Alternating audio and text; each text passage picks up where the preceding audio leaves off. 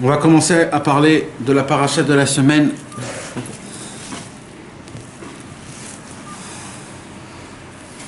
Avec l'aide de Dieu, Be'ezrat Hashem. Hein? Quoi, c'était pas enregistré? Non. Et Be'ezrat Hashem, la paracha de Mishpatim, mes amis, vous savez, la paracha Mishpatim, c'est une paracha qui veut dire en fait Mishpatim, les juges, les jugements. Et c'est tous les dinim, c'est tous les endroits là où Akadosh Baruch Hu il nous apprend les premiers dinim sur par exemple tout ce qui est esclave, tout ce qui est endommagement. Quand Trasvé Shalom, quelqu'un il endommage quelqu'un d'autre, quand quelqu'un il frappe sans faire exprès et qu'il lui a endommagé un autre truc. Un homme qui est en contact avec un et d'un coup il a un autre contact avec un troisième mec et il lui fait des problèmes. Tout ce qui est endommagement, Nezikin ça s'appelle en hébreu, tout ce qui est Nezikin. Pourquoi? Parce que tout de suite après qu'on a reçu la paracha de la semaine dernière Yitro, on a reçu les 10 commandements. En fait, comme il dit Rashi, Ma'elo ayu Besinaï, Af en ayu Besinaï. Tout ce que la paracha de la semaine qui va nous parler aujourd'hui dans le...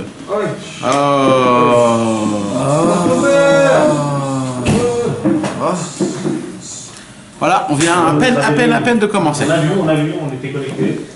Donc Be'ezrat Hashem, ce qui se passe c'est quoi? Mes amis, donc c'est que dans la paracha des Mishpatim, c'est là où Moshe Rabbeinu il essaye de rapprocher le peuple. Et vous savez, mes amis, une des choses les plus difficiles qu'il y a, c'est que jusqu'à aujourd'hui, il y avait à peine 7 choses à faire pour être juif. Hein? Il n'y avait que 7 choses, d'accord? Maintenant, qu'est-ce qui s'est passé? Il s'est passé qu'il y a eu l'Égypte, les 10 plaies, la mer qui s'ouvre, la Torah qui a été donnée. Maintenant, quand Hachem lui a donné la Torah, il lui a donné les 10 commandements. Et après qu'il lui a donné les 10 commandements, Akadosh Baruch Hu était face à face avec Moshe Rabbeinu. Et c'est qu'à la fin, dès que Moshe Rabbeinu est descendu, que là Moshe Rabbeinu il a commencé à dérouler toute la Torah. Et là le peuple juif, ils ont dit, mais Moshe, nous, on n'a pas entendu ça, nous, du Ham Israël, de Akadosh Baruch Hu. Nous on a entendu 10 commandements. Tu viens, tu nous racontes des nouvelles choses. Tout ça sort, tout ça. Alors Moshe Rabbeinu il dit, écoute, moi, j'étais 40 jours et 40 nuits avec Akadosh Baruch Hu. Qu'est-ce que j'ai fait 40 jours et 40 nuits avec Akadosh Baruch Hu? J'ai appris la Torah. Les 10 commandements, c'est la base de toute la Torah. Toute la Torah descend de la base. Mais toute la Torah a été dévoilée à moi. Et je vais maintenant vous apprendre. Et il commence par Achat HaMishpatim. Ele HaMishpatim Asher Tassim Lifnehem. Alors je vais essayer de vous traduire soit mot à mot. Et vous allez me dire si c'est cohérent. D'accord, mes amis?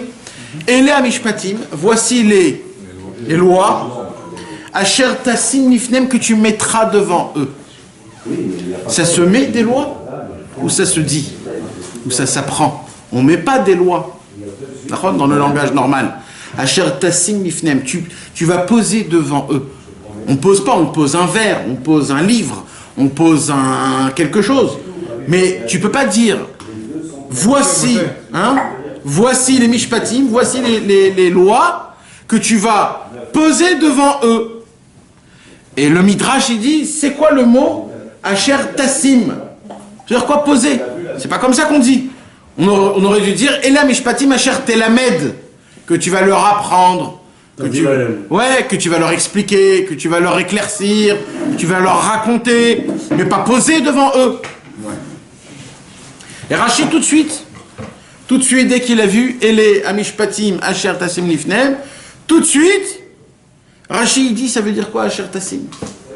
Tu mets pas, tu apprends, tu... Comprenez la question, mes amis? Alors Rachid, il dit quelque chose de très simple. Il dit non. Akadosh Baruch Hu, en fait, il a dit que tu vas mettre devant eux. Pourquoi il dit Hachem, je dis le mot Asher Tassim?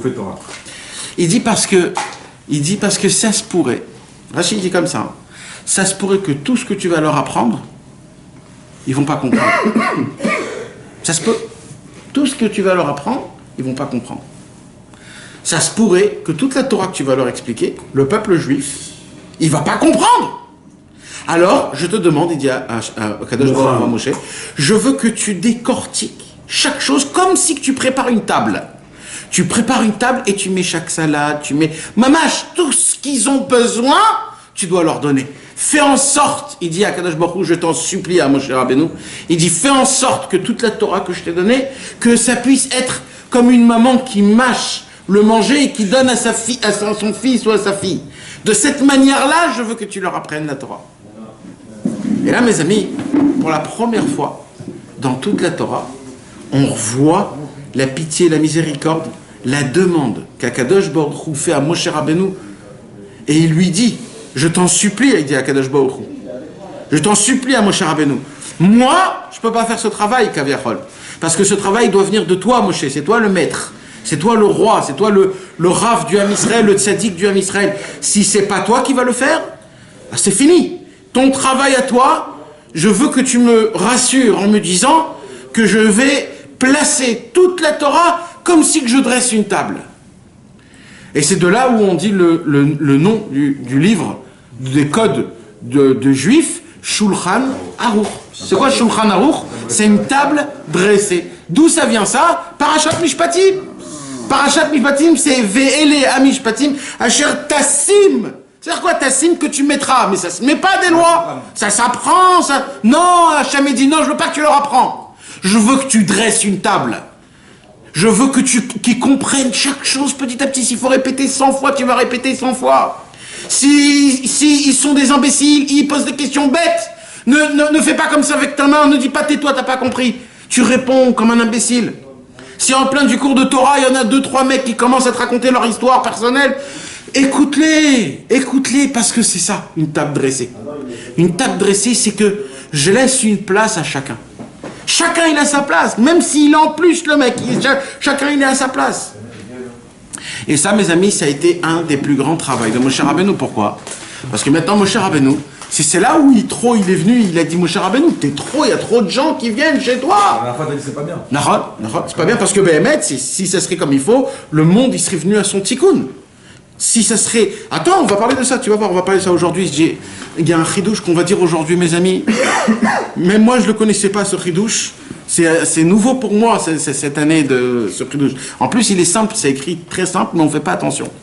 Top. Ça, c'est le pshat de Rashi. Donc, Rashi nous a donné un premier commentaire.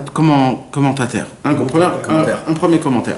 C'est quoi le premier commentaire? Rashi dit, ça veut dire quoi? Les lois que tu poseras devant eux, posera veut dire, tu dois les décortiquer. Tu dois pas leur dire juste, il faut faire ça, il faut faire ça, il faut faire ça. Et tu dois poser des questions. Tu leur dis, tu m'as compris, répète, et toi, t'as compris? T'es sûr, t'as pas compris? Pourquoi t'as honte? Pourquoi tu parles pas? C'était un vrai meneur, ils devaient tous les mener, ils devaient tous les tenir par la corde. Imaginez-vous 600 000 hommes. 600 000 hommes, il faut savoir parler avec chacun, avec son truc, avec son rythme, avec son intelligence. C'était le travail de Moshe Rabbeinu. Dieu a donné à Moshe Rabbeinu le travail de mâcher toute la Torah pour que tout le monde... D'ailleurs, posez-vous une question. Parce que tout ce que Moshe Rabbeinu a dit et a donné, c'est quoi en fait? C'est tout le chasse, c'est tous les midrashim. Oui. Et il connaissait tout, à la fin il connaissait tout par cœur. Et ça a tenu des années, jusqu'à qu'ils ont écrit la première fois. Donc ça a tenu, regarde le travail de Moshe Rabbeinu. Le travail de Moshe... 1000 ans. Imagine-toi la force de Moshe Rabbeinu. Il a dû l'expliquer 4 fois, comme ça la Gemara dit, qu'il a répété que 4 fois. Et après, c'est eux qui se... Il a répété aux Ektim. Alors, une fois, Moshe Rabbeinu, il a écrit que tout ça prend 4 fois. Je l'ai déjà expliqué. La première fois, Moshe Rabbeinu a entendu de Dieu. Donc, une fois. Après, Moshe Rabbeinu, il a expliqué à Aaron HaKohen. 2 fois. Après, les enfants d'Aaron HaKohen, ils sont rentrés. Aaron, il s'est assis à sa droite. Les enfants de Aaron, ils sont assis à la gauche. Et il a répété aux enfants, à Elazar et à Itamar. Donc là, il y a 3 fois pour Moshe Rabbeinu, 2 fois pour Aaron et 1 fois pour les Elazar et Itamar. Après, il y a les Shivim Skenim qui sont venus, les 70 anciens. Et quand ils sont venus, Moshe Rabbeinu a dit une 4e fois. Aaron HaKohen, il a entendu 3 fois. Elazar et Itamar 2 fois. Et eux pour la première fois. Dès qu'il a dit 4 fois, Moshe Rabbeinu a dit je me barre. Aaron, ton tour. Aaron, il s'est assis à la place de Moshe. Il a dit sa 4e fois. 3 fois pour ses enfants, 2 fois pour les... Il est parti. Après, Elazar et Itamar a répété une 4e fois, et ainsi de suite. Et tous les Shem Skenim, ils ont répété 4 fois à tout le Ham Israël. Donc, tout le monde a étudié la Torah 4 fois. C'est pour cela, mes amis, que dans la Gemara, dans tous les livres de la Gemara, tous les 32 livres, à chaque fois que vous ouvrez la Gemara, il y a toujours 4 lignes en haut. Rashi et Tosfot. Il y a toujours 4 lignes. Jamais il y a 3 ou 2 ou 1 ou 10. Parce que ça bouge. En haut, il y a toujours 4 lignes. C'est le signe distinctif que si tu répètes pas, si tu étudies pas quelque chose et que tu le répètes 4 fois, tu ne l'as pas compris. Tu ne l'as pas compris. Parce que même Hachem, quand il étudie la Torah, il le répète 4 fois. Même Hachem. On apprend ça du pasuk. Gam darasha chakara. Gam darasha vechakara. Sham'a darasha chakara. Je ne me rappelle plus du pasuk. Mais on voit qu'Akadosh Baruch Hu lui-même, quand il étudie, il le fait 4 fois. Et c'est le minimum qu'on a besoin pour comprendre quelque chose. Donc maintenant, qu'est-ce qui se passe? Moshe Rabbeinu, il veut essayer maintenant. Moshe Rabbeinu, qu'est-ce qui se passe? Il veut rapprocher le monde. D'accord? Maintenant, eux, ils se disent, mais nous, on n'a entendu que les 10 commandements, Moshe Rabbeinu.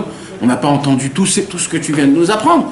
Et Moshe Rabbeinu, maintenant, il a un travail à faire. C'est pas juste de leur apprendre la Torah, c'est même de les convaincre d'appliquer. Parce que tu t'imagines, d'un coup, maintenant, à l'époque, pour être juif, il fallait faire cette loi noachique.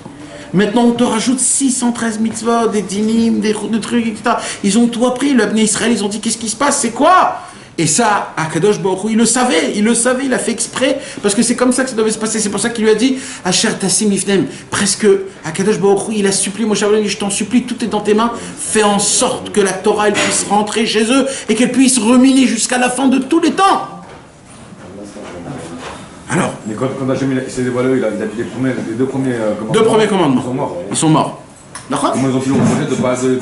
Ah non, je sais pas, mais t'as raison, c'est une question qui est technique, je sais pas comment exactement ça se passe, mais ça a été comme ça veut dire, le fait c'est fait, ça c'était la réalité, d'accord? Quand moi j'entends ce que je viens de vous expliquer, ça veut dire aujourd'hui mes amis, ça veut dire qu'aujourd'hui si on s'assoit ici tous, et qu'on a tous la kippa ici là maintenant, c'est grâce à qu'une seule chose, c'est que Moshe Rabbeinu, à la paracha de Mishpatim, comme notre paracha là, il s'est assis, il a fait le dindon. Moshe Rabbeinu a fait le dindon. Moshe Rabbeinu est descendu dans les plus bas des personnes et il leur a dit Baba, il y a écrit comme ça dans la Torah, il y a écrit comme ça, tu sais mon frère, il faut appliquer, il faut faire. Moshe Rabbeinu a dû descendre le plus bas possible, se mettre Begova Enaim, c'est-à-dire se mettre à l'auteur de la personne, pas plus haut, pas plus grand. Ça a été la demande d'Hachem Yitbarach. Mets-toi, tu sais, quelqu'un, quand il invite des gens, Lifnechem, ça veut dire devant vous. Mais tu sais que quand quelqu'un, par exemple, il invite quelqu'un chez lui à la maison pour manger à table, d'accord? Alors, normalement, qu'est-ce qui se passe? C'est pas lui qui dresse la table, c'est sa femme, c'est le Eved, c'est-à-dire lui, qu'est-ce qu'il fait? Lui, il doit les recevoir, il doit manger avec eux, il doit les faire rigoler, mais lui, c'est pas lui qui arrange. Là, Kadosh Baruch Hu, il a dit, là, Moshe, je vais te demander quelque chose. Là, cette fois-ci, je veux que tu laves toute la maison. Tu vas toi-même dresser la table. Tu vas faire tu vas pas être mazmine, comme on dit tu vas pas appeler quelqu'un pour commander du manger. Non, je veux que c'est toi qui le goûte, s'il est bon ou pas. Je veux que ça soit à la perfection. Ça veut dire la Torah que je vais vous donner. Je veux que ça soit à la perfection. Je veux que le Ham Israël n'ait aucune excuse. Que tout le monde connaisse la Torah. Fais en sorte que tout le monde connaisse la Torah. Et Moshe Rabbeinu, dans la parashat Mishpatim, ça se fait dans notre parasha, dans le premier passouk. Donc, moi, mes amis, je voudrais mettre le point ce soir sur le premier mot de la parasha. Ele Amishpatim Ajardazim Nifnem. C'est quoi? Parce que toute la Torah, elle est dedans. Grâce à ça, grâce à ce moment-là qu'on va lire ce Shabbat, aujourd'hui, il y a ce qu'on appelle le juif. Parce que combien on a essayé de nous tuer, de nous torturer, de faire en sorte qu'on perd la Torah, que la Torah elle tombe, les Romains, tous les pogroms qu'il y avait, tout ce qui s'est passé. On a tenu tous toujours grâce à quoi? Grâce à la Torah, rien d'autre, rien grâce à la Torah, grâce aux Talmidei Chachamim, grâce aux Tzadikim qui sont venus et qui se sont rabaissés. Ils se sont fait frapper, faire honteux les plus grands, juste pour que les élèves, pour que le Ham Israël puisse recevoir de la Torah. Donc ce soir, mes amis, là jusqu'à maintenant, on a étudié le Pshat, d'après Rashi. Ça veut dire quoi? Ela Mishpatim Asher Tassim Lifnem. Vous avez tous compris? Magnifique. Oui, ou je répète, tassim lifnem, ça veut dire quoi? Ça veut dire comme si tu dresses une table. Ne leur dis pas juste, il faut faire Shabbat, ça c'est mouktsé, ça c'est pas mouktsé. Non, ne fais pas ça. J'ai pas besoin de toi pour ça. Non, donne-leur le goût, raconte-leur des histoires, le midrash. Et c'est là où Mamash, Moshe Rabbeinu est devenu le plus grand des plus grands darshanim du monde en entier. Il a mélangé le midrash, le zohar, la kabbalah, le pshat de la Torah. Il a tout fait d'une manière, il a recueilli un bouquet de fleurs exceptionnel. Il a fait rentrer tout pour que le Ham Israël, quand il voit ça, il dise « Oh, ce que c'est beau !» Et bien, il a réussi. Mais mes amis, apparemment, il y a un autre pshat. Un autre pshat. Et ce soir, je vais faire quelque chose que j'ai jamais fait de ma vie. Je ne sais pas si vous avez remarqué, mais dans tous mes cours, j'essaye de ne pas parler de l'argent, de la parnassa, de ces choses. Je parle des choses essentielles. Avodat Hashem, Yirat Shamayim, etc. Mais ce soir, Bezrat Hashem, on va parler de la parnassa. On va parler de l'argent. On va parler mamash, du mammon d'Ikdusha, pour la première fois. Et je ne sais pas si je vais le refaire, donc il faut que bien on s'attache à ça, Bezrat Hashem. Alors, il y a un pshat, mes amis, un autre pshat.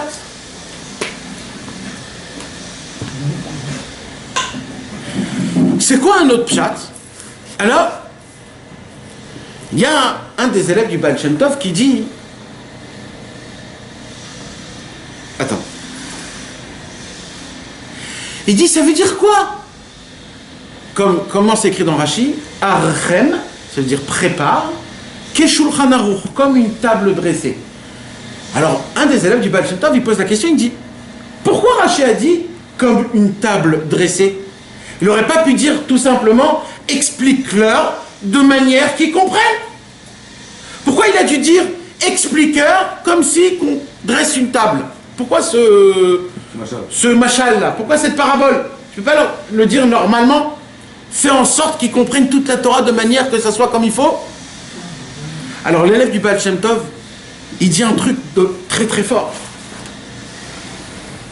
Il dit en vérité, quand Akadosh Baruch Hu, il a dit, ça se peut qu'ils ne vont pas comprendre le Ham Israël, la Torah, donc explique-leur.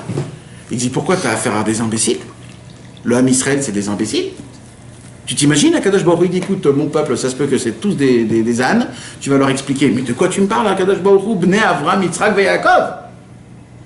Yosef Hatzadik, c'est ça. Tu sais, c'est des imbéciles, mes enfants. Et il lui dit, écoute, ça se peut que c'est des ânes, les mecs, tu expliques-leur 500 fois s'il faut. Je n'ai pas dit que c'est des lois civiques, c'est ouais. C'est des lois normales, pas des choukim, des lois... Alors comment c'est possible qu'Akadosh Baruch Hu, il dit comme ça sur son peuple? Alors le Baal Shem Tov, il dit, ben non. Moi, je vais vous expliquer ce que ça veut dire, ce qu'il a dit Rashi. Ça veut dire quoi? L'élève du Baal Shem Tov, il dit comme ça. Il dit, quand un homme, il n'a pas de parnassa chez lui à la maison, et qu'il a des problèmes, et qu'il doit payer, qu'il doit faire, il a des sorties à sortir, alors sa tête, il n'a pas les idées droites. Alors tu peux lui parler pendant 500 fois la halakha de Shabbat, ou de Nida, ou de Mikvé. Le monsieur, il est dans ses problèmes, lui. Il est dans ses problèmes de parnassa. Alors tu peux pas lui apprendre la Torah. C'est ça qu'il dit Akadosh Baruch Hu. Il dit, si tu leur expliques la Torah et qu'ils comprennent pas, alors qu'est-ce qu'il dit Rashi? Archem lifnem keshulchan aruch. Dresse-leur une table. Ça veut dire quoi? Comprends qu'ils ont un problème de parnassa. Que de parnassa. Parce que la parnassa, elle peut rentrer dans ta tête. Il dit Rabbi Nathan, c'est la ménia la plus grande pour attraper ta tête. Pourquoi? Parce que ça t'agrippe sur ton cerveau en te disant, qu'est-ce que je vais faire? Tu peux pas. T'as un problème. Ça veut dire, je peux te raconter une histoire, t'es pas là. Je peux te raconter un Dvar Torah, t'es pas là. Tu m'entends, tu dis, ouais, super, mais t'es pas là. T'es dans ton truc, comment tu vas faire? Qu'est-ce que je vais faire? Comment... Même dans la réalisation. Maman, je mets tout le temps. Alors, Moshe Rabbeinu, Akadosh Baruch Hu, il dit, tu sais, je connais, moi, mon peuple. Je connais mes enfants. Malheureusement, on est dans une galoute quelque part, et ça se peut qu'ils ont un problème de parnassa. S'ils ont un problème de parnassa, ça veut dire quoi en fait? Ça veut dire que tu leur expliques la Torah, et tu vois que les mecs, ils écoutent pas, ils n'arrivent pas à comprendre la Torah. Alors, arrête la Torah, et dresse-leur une table pour manger. Dresse-leur une table pour manger, invite-le dans une séouda. Moshe Rabbeinu, fais une table, invite-le à Israël, et sur la table, en donnant à manger, là tu pourras parler de Torah. Ils vont rassasier le ventre, ils vont être comme il faut, etc., etc. C'est ça le pshat qui dit un des élèves du Baal Shem Tov. Mais il y a un autre élève de Rabbeinu qui vient et qui a une question sur ça. Il a une question. Il dit, ça veut dire quoi qu'ils ont un problème de Parnassa? Et d'où il a sa Parnassa, Moshe, pour ouvrir une table? Tu dis à Moshe Rabbeinu que s'il y avait un mec qui était pauvre, c'était Moshe Rabbeinu, c'était pas les autres qui étaient remplis d'argent. Tu demandes à Moshe Rabbeinu en fait de faire le donateur. Il est très riche, non? Après, il est devenu très riche. Mais même, en fait, tu dis quoi à Moshe Rabbeinu de lui ouvrir une table? Ça veut dire en fait quoi? C'est moi qui vais être le donateur? C'est pas comme ça que ça fonctionne. Donne-moi un conseil.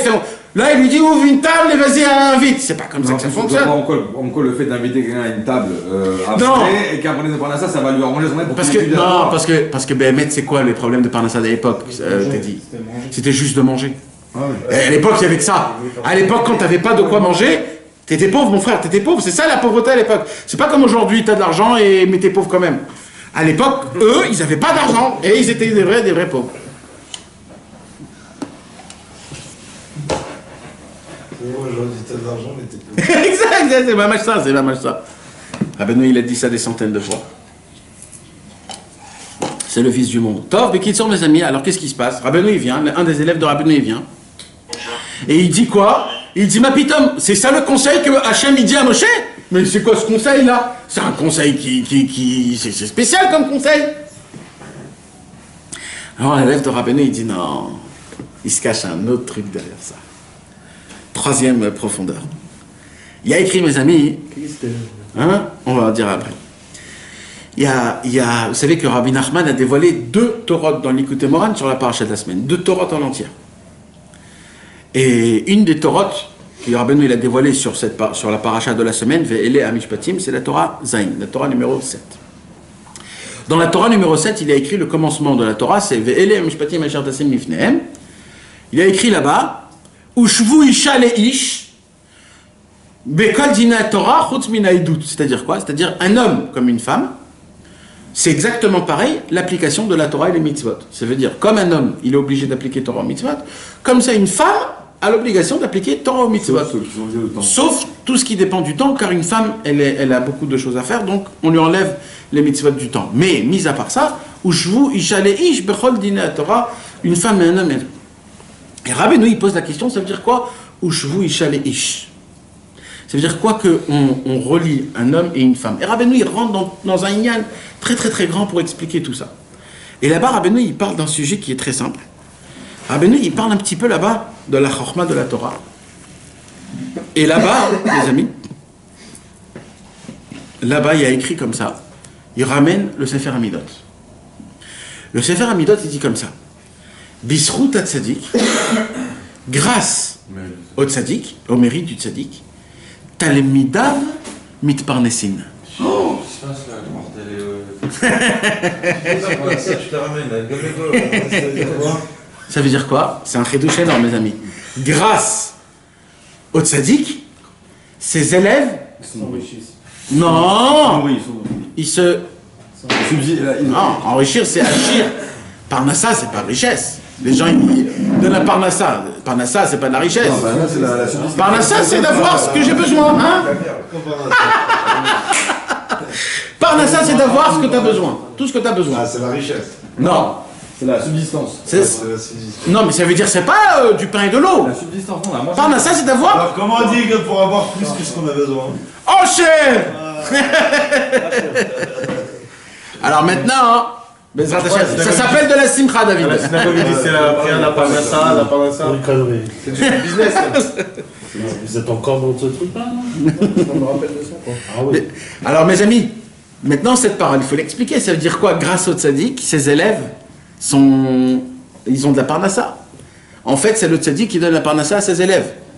C'est la première fois qu'on entend une parole comme ça. Rabbeinu, il le dit pas. C'est Mamash Zematim sur le Sefer Hamidot. On sait que le tzaddik, dans le monde, il donne la shefa, l'abondance, mais Mamash, qu'il y a un lien spécial entre le tzaddik et ses élèves au niveau de la parnassa. C'est-à-dire que la parnassa des élèves, ils sont cachots, c'est lié avec le tzaddik. Le tzaddik s'occupe de la parnassa de ses élèves. Mais ils ont tous 15 enfants, Et ils sont tous joyeux, Shabbat Kodesh, et ils voyagent tous à Ouman avec 10 enfants, et Baruch Hashem, tout est top.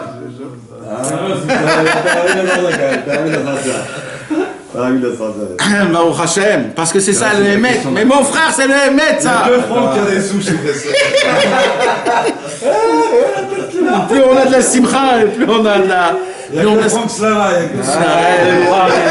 J'ai tourné la caméra. Amen. Amen. Qu'on a tous, beaucoup, et que ça ne nous tourne pas la tête, Bezrat Hashem. Les Kitsour, mes amis. Alors, Rabbeinu, il dit donc, grâce au tzaddik, bisrout tzaddik, mitparnesim talmidav. D'où ça vient ça? C'est-à-dire, comment c'est possible? D'où ça vient? C'est quoi l'explication, même la plus simple, des choses? Pourquoi je vous dis ça? Parce que d'après l'explication de l'élève du Baal Shem Tov, qu'il expliquait en fait que tout c'est un inyan de Parnassa en fait. Tout c'est un inyan de Parnassa, même la Torah, même pour appliquer Torah au mitzvot, le Shulchan Aruch d'à l'époque, d'entendre Moshe Rabbeinu en fait c'est un inyan de Parnassa. Des gens ils vont venir et dire écoute, quand moi j'ai un problème de Parnassa, mon cerveau est fermé, j'arrive plus à rien faire. Et là mes amis, il y a une Gemara. Il y a une Gemara dans Masechet Yoma les gars. Une seule ligne. Yoma. Yoma, c'est une Gemara qui s'appelle Yoma. Yoma, ça veut dire le jour. C'est toute une Gemara qui parle de Yom Kippour. Yoma. Alors maintenant... C'était Yona. Yona, c'est un livre dans la Bible. Jonas, c'est l'histoire de... La baleine. La baleine. La baleine, quand il s'est fait avaler par le poisson, Yona. Il y avait toute une histoire. La Torah de Rosh Hashanah. Ouais, de Kippour. On s'éloigne. Mamash. Top, mais ce qui se passe. Donc, dans la Gemara, dans ma Masechet Yoma. Reviens juste un tout petit peu. Je reviens. Alors, pour expliquer. Pour expliquer, mes amis, la parole que grâce au tzaddik, les élèves ont de la parnassa. Qu'on relie en fait. Comment vous faites pour faire le gros tzaddik pour avoir un peu plus de bronze par ça? Eh ben tu vas voir. S'il y a un lien. Ben, tu vas voir ce soir, on va parler mamache de ça. Ah ouais, tu vas voir. Monsieur, laissez-le continuer. Ouais. Ça marche. Mais Kitsour, mes amis, il y a beaucoup de questions. La première question déjà, et je vais vous dire parce qu'on parle de tout ça. Première question, c'est, vous savez que Akadosh Baruch Hu nous a fait descendre la manne pendant 40 ans. Vous savez c'est quoi la première question quand ça nous monte à la tête? Ça veut dire que pendant 40 ans, vous étiez dans un endroit où il n'y avait pas d'eau et pas de quoi manger? Arrête ton char. Tu passes. Ils ont fait 42 villes. Ils étaient dans 42 places. Quand ils rentraient dans une ville, ils pouvaient manger normalement. Il y a une règle d'après la Torah. Quand il y a une possibilité de ne pas utiliser le contre-nature, on n'utilise pas le contre-nature. De faire descendre la manne du ciel, c'est pas petit, mon frère. Il y a écrit que la manne, c'est le manger des anges. Normalement, d'après le normal, la Gemara, il dit, au moment où ils arrivent dans une place, dans une ville, la manne s'arrête et ils mangent du manger normal. Quand vous ressortez dans le désert, alors grâce à ça, la manne, elle continue avec vous, mais pas dans des villes. C'est-à-dire, le mec, il a à côté de lui du poulet, un steak, il y a la manne qui descend, à quoi ça sert? Presque la manne, je la jette. Makara. Pourquoi la manne est tombée 40 ans? Plus que ça, mes amis. La plus grande question, c'est que la manne est descendue, mamache tout de suite après qu'on est sorti d'Égypte. Après que la mer, elle s'est ouverte, la manne a commencé à descendre. Maintenant, vous savez, mes amis, quand les Bnei Israël, ils ont crié « Ouah, Moshe Rabbeinu, on n'a pas de quoi manger, on n'a pas de quoi manger. » Mais Fourash a écrit comme ça. Mais Fourash, qu'en vérité, il pleurait pas pour maintenant. Il pleurait au moment où ça va se terminer. Quoi, ça va se terminer? Il y avait déjà toutes les matzot. Vous avez oublié? Toute la fête des Pessars, c'est les matzot. Donc ils avaient des matzot à manger. Ils avaient tous du bétail. Donc on a des œufs, du lait, du beurre, des gvinotes, comme on dit, des fromages. Donc ils avaient déjà tout ça. Ils pouvaient faire du poulet. Il y a écrit mes fourrages qu'ils avaient... Ils sont dans un désert maintenant, ils ont peur que ça s'épuise. Ils sont dans un désert, ils rentrent dans alors, ma question c'est quoi? Non, t'as pas compris. C'est quoi ma question? C'est pourquoi Hachem a fait faire descendre la manne juste au moment où eux, ils ont commencé à pleurer. Puisque eux, ils ont pleuré que quand ça va se terminer. Ça veut dire dans un an.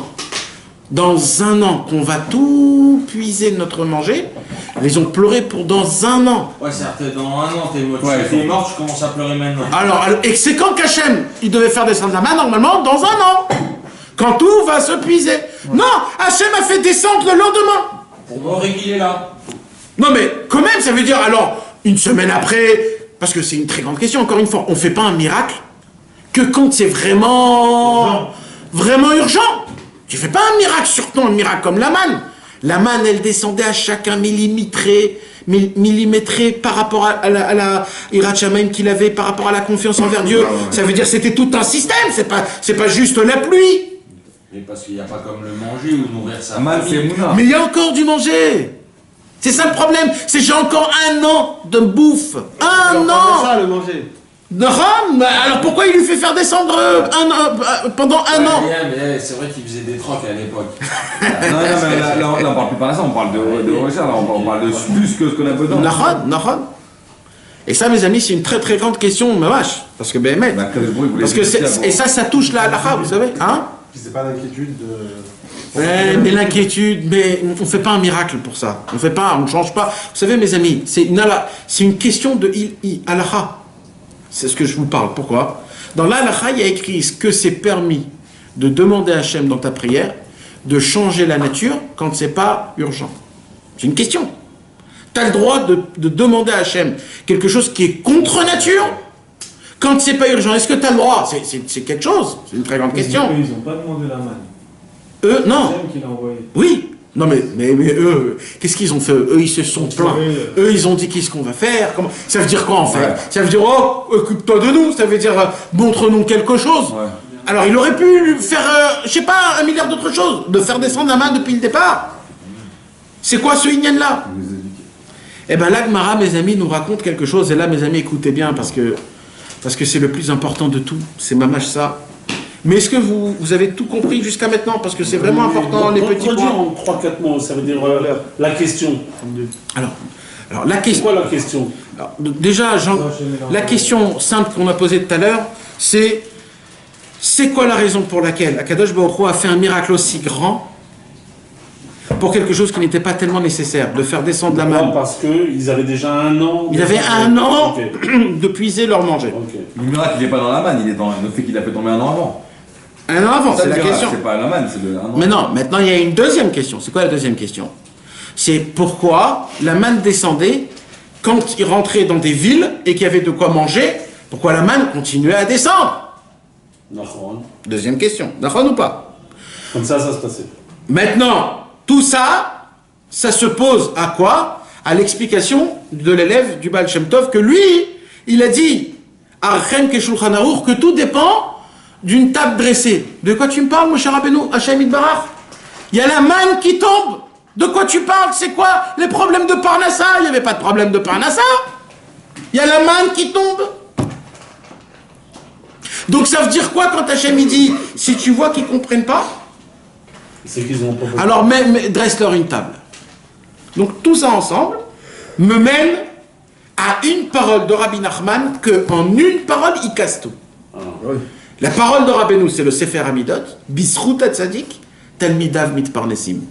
Grâce au Tzadik, ses élèves ont de la Parnassa. C'est grâce à cette parole. Maintenant, nous, on va expliquer cette parole. C'est quoi? C'est-à-dire, plus un élève est attaché à son maître, plus son maître peut lui envoyer encore plus de la richesse sainte, divine. Et c'est Parnassa. Parnassa. Pas de richesse. Ok, Mitparnesim. Ouais. Alors maintenant, écoutez bien, mes amis. Il se passe comme ça. Il y a une Gemara. Il y a une Gemara dans Masechet Yoma qui raconte une histoire, que cette histoire, elle répond à toutes nos questions. Et écoutez bien, mes amis, comment, et ça, pas beaucoup de gens ne savent, comment la manne Béhémet a commencé à tomber. Vraiment. Quand ou comment? Comment ça s'est passé vraiment? Écoutez, la Gemara, qu'est-ce qu'elle dit? Lechem Abirim, comment on appelle la manne? Lechem Abirim. Ça veut dire le pain des... Comment s'appellent les gens? Des combattants. Parce que c'est quoi la manne? c'est le manger des anges. C'est les anges qui mangent ça. Et les anges, c'est des guerriers, un malach. Donc, si t'étais méritant et tout, proche de toi. Donc, l'Echem Aberim, c'est le pain des combattants, donc des gens, des méritants. Alors, écoute bien. La Gemara, elle pose donc la question, pourquoi ça s'appelle le pain des combattants? Pourquoi? C'est que les combattants qui mangent le pain, la manne? Alors, la Gemara, elle dit, non, on va vous raconter, Bichla, l'histoire de la manne. Et là, comme si qu'on te raconte, comme si tu n'étais pas au courant, Bichla, de ce qui s'est passé, parce que la Torah ne nous parle pas de ça. Voici l'histoire de la manne, mes amis. Écoutez bien. Ouais. C'est écrit où ça? La Gemara, Masechet Yoma, Daf Ayin He Amud Bet. Ze Yehoshua, Lechem Abirim Achal Ish. Ze Yehoshua. Sheyarad lo man keneged kol Israël. La Gemara, dans le Masechet Yoma, elle dit, vous voulez savoir la vérité maintenant? Des choses qui ne sont pas écrites dans la Torah? Eh bien, la vraie vérité, la manne est descendue que pour une seule personne. Une seule personne. Personne n'était raouille de recevoir la manne. Personne. Que pour mon cher Rabbeinu. Que non. Que pour Yoshua, son élève. Ils ont dit Keneged. Keneged Kol Israël. Maintenant, qu'est-ce qui s'est passé? Alors non, écoute. Qu'est-ce qui s'est passé? La Gemara, elle raconte, écoute bien l'histoire. Et ça, mes amis, moi, ça m'a remarqué. Ça m'a fait quelque chose, parce que ça nous apprend un truc énorme. Que l'élève du Tzadik. Écoute bien, mais non, écoute bien l'histoire que la Gemara, elle raconte.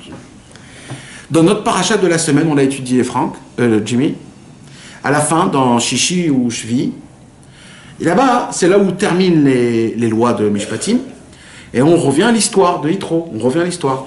Jusqu'à Shishi, c'est tous les dynimes, et après, on revient à l'histoire. Donc, c'est quoi l'histoire? Moshe Rabbeinu, Akadosh Baruch Hu, il dit, ça y est, tu as brisé l'étape de la loi. Alors, toi, Aaron, Nadav, Avihu et les 70 anciens, remontez dans le mont Sinaï. Je vais vous redonner l'étape de la loi pour la deuxième fois. Tov, Moshe Rabbeinu, il appelle Aaron à Cohen. Aaron à Cohen, il appelle Nadav, Avihu. Et Nadav, Avihu, ils appellent tous les 70 anciens. Akadosh Baruch Hu nous appelle au mont Sinaï. Tov, qu'est-ce qui se passe? Ils montent. Tous ils montent. Ils arrivent à un niveau du mont Sinaï où là, Akadosh Baruch Hu, il dit assez pour les 70. Il continue à monter. Il dit assez pour Nadav et Avihu. Après, il continue à monter. Et il dit assez pour Aaron à Cohen. Et Yoshua, il continue à marcher. Maintenant, je vous rappelle que Yoshua, il était très jeune. Il a fait la trentaine des années. D'accord? Et c'était aussi un gitan, comme tu as dit. C'était un vrai bourreau. Donc, c'est pas un monsieur. Et Aaron à Cohen et Chour, et Nadav et Avihu, ils voient que Yoshua avance avec Moshe qui monte. Et eux, ils n'ont pas le droit de monter. Mais Yoshua, il avance comme un jeune, comme ça, il porte les choses, etc. Jusqu'à un moment où ils entendent Yoshua Amod. Tiens-toi debout, Yoshua, ne bouge plus. C'est pas marqué dans la Torah, dans la Torah, c'est pas marqué ça. Non, c'est la Gemara, c'est ça ce que je t'explique. Il parle de ça, mais il parle pas de Yoshua. Écoute bien encore plus, c'est pas ça. Alors qu'est-ce qui se passe? Yoshua, il attend. Moshe Rabbeinu, il monte, jusqu'à qu'il arrive dans une brume. Et quand il arrive dans une brume, c'est là-bas où il rentre, il y a écrit que le ciel est descendu, etc., toute une histoire. Et Moshe Rabbeinu, il reste là-bas pendant 7 jours, il attend Hachem. Hachem ne se dévoile pas, Moshe. 7 jours, il attend. Et après les 7 jours, Akadosh Baruch Hu se dévoile, il dit Moshe Rabbeinu. Et là, ça commence le compte des 40 jours. Écoutez bien, mes amis. Yoshua Binoun, il ne comprend pas. Parce que c'est un Baal Tshuva, Yoshua Binoun. Donc lui, il ne comprend rien. Aaron à Cohen, Dieu lui a dit, reste. Il reste. Il a son avodat Hashem, il a ce qu'il a besoin. Nadav Avihu, les enfants d'Aaron à Cohen, c'est des très très grands tzadikim, ils ont leur avodat Hashem, c'était une Ravruta. Les 70 Kenim, là où ils sont arrêtés, ils étudiaient la Torah entre eux, tout était sympathique. Mais lui, Yoshua Binoun, il se retrouve très haut du mont Sinaï, entre des géants qui sont en bas, Moshe Rabbeinu qui est tout en haut, il est là. Qu'est-ce qu'il va faire 40 jours? Qu'est-ce que je fais 40 jours? Lui, il était tout en bas ou il était au-dessus de tout le monde, sauf de Moshe. Donc Yoshua, il se retrouve dans un endroit qui n'est pas à lui, avec des gens qu'ils ne connaissent pas, ça veut dire c'est pas leur... Et Yoshua se retrouve, et qu'est-ce qu'il fait 40 jours? Écoutez bien la Gemara ce qu'elle dit. Et là, Yoshua, il commence à avoir une pensée dans sa tête, c'est quoi? maintenant que Moshe Rabbeinu, mon maître, écoutez bien mes amis, maintenant que mon maître Moshe Rabbeinu n'est pas là, comment je vais servir Dieu? Parce que moi, si on ne m'apprend pas, moi je tombe tout de suite, moi. Moi je suis un Baal Tshuva, moi j'ai besoin du jour et nuit, du tzaddik. Donc moi je peux pas. Donc Yehoshua ben Nun, qu'est-ce qu'il a dit? Yehoshua ben Nun, qu'est-ce qu'il dit? Yehoshua ben Nun, il dit, je vais aller chez Aaron HaKohen apprendre la Torah. D'accord ou pas? C'est ce qu'on demande, c'est ce que chacun. Qu'est-ce que tu aurais fait? Qu'est-ce que nous on aurait fait? Qu'est-ce que toi tu aurais fait? Tu es là, t'attends Moshe Rabbeinu.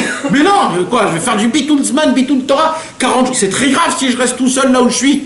Je suis un Baal Tshuva, je connais pas. Hein?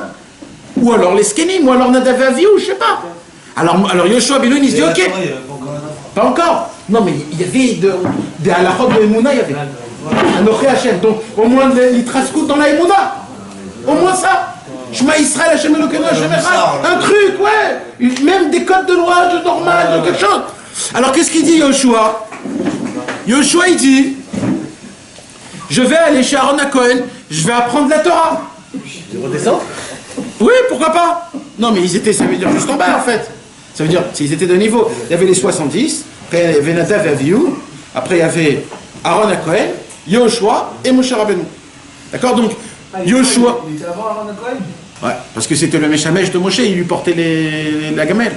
Ah oui. Donc il était toujours proche. Mais tu vas apprendre, regarde ce que la Gemara elle va nous apprendre ce soir, c'est un truc de fou. Donc Yehoshua, il vient, qu'est-ce qu'il se dit? Il se dit, ok, je descends chez Aaron HaKohen. Après 2-3 jours, il vient pour descendre chez Aaron HaKohen, il dit, si je descends chez Aaron, je quitte Moshe. Comme ce que tu as dit. Quand tu choisis, tu renonces. Qu'est-ce que je fais? Je peux pas renoncer à Moshe Rabbeinu. Aaron HaKohen, le frère, il n'y a aucun problème, j'ai rien. Moi, je suis son élève, Aaron HaKohen. Quand, écoute bien jusqu'à la fin. Là. Ça veut dire quelque part. Alors tu préfères, tu restes chez toi, t'apprends pas la Torah? Non, écoute ce qu'il a fait, écoute jusqu'à la fin. Écoute. Ils sont pas sectaires. Alors il se dit. Sans bruit, toi. Écoute jusqu'à la fin, c'est très important, ça nous apprend. Non mais il a raison ce qu'il pose comme question. Parce que c'est quand même une question. Mais écoutez. Alors maintenant, qu'est-ce qui se passe? Alors il s'est dit, tu sais quoi? Je vais rester encore un petit peu, je vais attendre. Il reste à sa place. Et il attend. Et qu'est-ce qu'il fait? Il se dit, je vais essayer maintenant de me rappeler. Tais-toi. Je vais essayer de me rappeler de toute la Torah que Moshe Rabbeinu m'a enseignée. Et là, il commence à s'asseoir et à se rappeler comment il a fait Teshuvah. Qu'est-ce qui s'est passé? Comment je me suis attaché à Moshe Rabbeinu? C'est quoi qui a fait que j'étais proche à Moshe Rabbeinu? Et quand il s'est rapproché de ça, il a reçu une force énorme de tenir. Mais ça tient combien de temps? Une journée, 2 journées? 3 journées? Où ça fait... Hein? Pourquoi ça tient pas? Non, je sais pas. Qu'est-ce qu'il y a? C'est la Gemara qui parle de ça, c'est la Gemara qui raconte ça. Il va rester sans... Attendez, on continue. C'est vrai qu'ils ont des... Une semaine passe.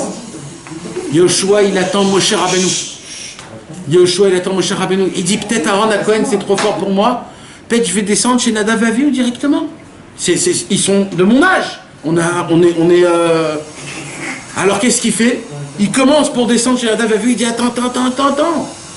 Pourquoi il s'arrête pas chez Aaron HaKohen? Ouais, j'ai pas compris. Au début, il a voulu aller chez Aaron HaKohen, mais il s'est dit je vais pas chez Aaron HaKohen parce qu'il faut que je choisisse. Je peux pas faire l'acte d'aller voir quelqu'un d'autre. Je peux pas. Okay. J'arrive pas.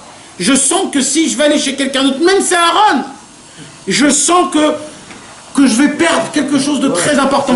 Donc en allant chez Nadav et Avihu. Alors ici, Nadav et Avihu, peut-être, c'est de mon âge. Ils vont comprendre mon problème. Je vais leur demander. Et quand il descend, il dit mais je vais passer devant Aaron. Qu'est-ce que je vais dire devant Aaron? Et il dit et si Moshe descend, il ne voit pas? Si Moshe il descend, il ne voit pas. Alors là, il a dit, si c'est comme ça, je ne bougerai pas d'ici. Et là, apparemment, il n'avait pas mangé pendant tout ce temps-là. Il commence à avoir un creux. Il dit, mais comment on m'a laissé comme ça tout seul? Et là, il a dit, je sais que Moshe Rabbeinu, à chaque fois, il priait. Qu'est-ce qu'il a fait Yehoshua? Il a dit, Hachem, sache une chose, je ne bougerai jamais de Moshe Rabbeinu, même si j'ai besoin de manger, je vais crever de faim, mais je resterai toujours à côté de Moshe Rabbeinu. La Gemara, elle dit comme ça, la manne est descendue que pour Yoshua, mais comme le tuyau, il s'est ouvert, donc tout l'homme Israël a reçu, mais ils ont tous reçu que grâce à lui. Et maintenant, il dit la Gemara, pour une seule raison, parce qu'il a préféré de rester l'élève de Moshe Rabbeinu, même quand Moshe Rabbeinu n'était pas à la portée de main. Il n'est pas parti chez les autres. Écoutez le langage comme un Agmara. Même quand il voyait pas le sadique. Même quand il voyait pas le sadique. Écoute bien. La madnou shelo haya imahem vesham haya yored loman keneged kol Israël. La manne est descendue pas pour le Ham Israël. Elle est descendue que pour Yoshua. Pourquoi? Et c'est là où Rabbeinu il vient. Et là Rabbeinu il dit comme ça. Écoutez la puissance. Il dit Rabbeinu en vérité. C'est qui donne la parnassa? Il dit Rabbeinu, c'est le tzaddik. Puisque Yoshua, ça a été le plus proche du tzaddik. Ça veut dire quoi, proche du tzaddik? D'après la Gemara, de ne pas choisir les autres. Pas aller voir Aaron Nadav Avihu, pas parce que c'est des méchants. C'était pas un super Talmid Chacham. C'était un Baal Tshuva, le monsieur. Maintenant, pas Chas V'Shalom parce qu'ils sont pas bien. Non, parce que il a une fidélité spéciale à avoir à son maître. Et même Aaron Cohen, il peut rien faire sur ça. C'est la Gemara, hein. C'est la Gemara. C'est une Gemara. Ça, la vérité, c'est le vrai. Oh, le vrai. Oh, c'est le vrai. Et mettre les amito. C'est le émettre la amitié. Alors, j'ai une question parce que si c'est la vérité. Non, pas quoi faire. Je sais. C'est la Gemara. Mais alors, tout ce qu'il y a eu dans tous les trésors qu'il y a eu. Ah non, tout doit venir comme rajouter à la chose. Là, on parle d'attachement. Mais là, je te parle d'un autre truc, là. Là, je te parle maintenant le lien, toi, avec lui. Quelle sorte de lien ça doit être? Ça doit être un lien. Mais là, tu dis qu'il voulait même pas écouter le reste. Ouais. Donc alors, on fait quoi de tout ce qui est mais la phrase, c'est quoi avant? De tout ce qui est de Harisa, de plein de choses. Non, le Harisa, Rabbi Shimon Bar Yochai, c'est la même personne. D'accord, mais on fait quoi? C'est la même personne. C'est les mêmes. Juste, c'est dévoilé d'une autre. Alors, il y a cinq. Il y a les cinq, c'est les Ikar de la Torah. C'est la Torah chez Pirtav, Torah chez Baal Peh Zohar, Hari, Baal Shem Tov. Ça, c'est de l'essence. Tous les On Tanaïm, fait tous quoi? les On Amoraïm. fait quoi? On fait quoi? Oui, de temps en temps. Non, tu peux. Mais. Je comprends. On parle des charlots là qui ont. Non, ça fait quoi? Non. Pas d'Aaron et tout, allô, c'est pas des charlots, frère. Non. Ça, on parle d'Aaron, on parle de. Je vais te raconter une histoire. Je comprends. On parle de grand, frère. Ouais, j'ai compris ta question. Tu dis parfois parce que. Non, c'est pas une parabole. Je peux pas l'écouter. C'est une vraie histoire, David. Une vraie histoire, écoute bien. Non, parce que David il est marocain, ils ont plein de rabbins mais marocains. Non, écoute bien, une vraie histoire. Et nous, on n'a pas, nous. C'est ça le truc. Écoute une vraie histoire. J'ai un ami. Sur la tombe en Ouais. Pologne de plein de sadiques qui prient par leur mérite et tout ça. Ouais. Alors, moi je peux faire aussi avec des autres sadiques. Je vais Ça dire. veut pas dire qu'on s'attache à d'autres personnes. Alors, je vais dire quelque chose. Quand je vais dans les tombes en Pologne et dans tous les endroits comme ça, Tu dis quoi sur la tombe? Tu dis. je vais te dire ce que j'ai. Tu parles de Rabbeinu. Je vais te dire ce que je fais vais. pas de cavote pour la tombe. Je vais dire ce que je vais dire. Attends, Je vais dire, et c'est le Hémet, je vais dire la vérité. Et je l'ai dit. Et je vais même dire plus que ça. Je l'ai dit même aux personnes qu'ils sont venus avec moi pour qu'ils ont cette même. Sachez une chose. Dans chaque tombe, moi je leur demande qu'une seule chose. Que je puisse me rapprocher de Rabbeinu Behemet dans tous les tnaïm de Rabbeinu. Pourquoi je lui dis au monsieur de la tombe, même si c'est un grand sadique, je lui dis parce que toi, t'as pas eu le mérite de connaître Rabbeinu, parce que tu étais avant, ou des fois après, ou t'as pas entendu. Mais quand tu vas faire quelque chose pour moi, pour me rapprocher de Rabbeinu, tu pourras avoir le mérite maintenant d'avoir un cachet avec Rabbeinu. Donc maintenant, lui, son intérêt à lui, c'est de m'aider maintenant. Lui, maintenant, il va devenir mon copain, c'est-à-dire pour m'aider, juste pour avoir un kécher avec le tzaddik là-bas. Donc imagine-toi la force que c'est. Et c'est comme ça que Kaviachol, je donne un srout à tous ces tzaddikim d'avoir un kécher avec Rabbeinu grâce à moi, l'imbécile heureux que je suis, d'aller voir comme nous on est tous, ça veut dire. Tu comprends? Moi, c'est ça, je leur donne un lien avec le tzaddik. Comme ça, eux, ils ont un mérite. Mais ça, c'est énorme. Et c'est ça qu'il faut faire dans chaque tombe. Et crois-moi qu'après 120 ans, ils vont te remercier. Ils te doivent une. Parce que grâce à toi, tu as eu un lien. Tu crois qu'il y a des gens qui peuvent avoir un lien avec Rabbeinu dans le ciel? Endavar Kazé, mon frère. Il y a des gens qui, même des très grandes sadikim, qui ne peuvent pas rentrer chez Rabbeinu. Pour plusieurs raisons. Il y a des gens qui ne peuvent pas. Et un mec qui vient dans le Tsioun, dans le Tzadik. Ils n'ont jamais entendu parler. Non, mais dans le ciel. Dans le ciel, c'est pas pareil. Dans le ciel, la Souda Shlichit, Rabbeinu, il fait la dracha devant le monde en entier. Il y a quelqu'un qui est né avant, il n'a jamais entendu parler de Rabbeinu. Mais dans le ciel, tout le monde entend parler de Rabbeinu. D'accord. Voilà, donc je te parle de ça. Maintenant, quelqu'un qui est mort avant Rabbeinu, c'est vrai qu'il est mort avant Rabbeinu, il ne peut pas entendre Rabbeinu. Mais lui, il dit, purée, j'ai pas eu ce mérite de descendre après Rabbeinu. Tu peux encore avoir.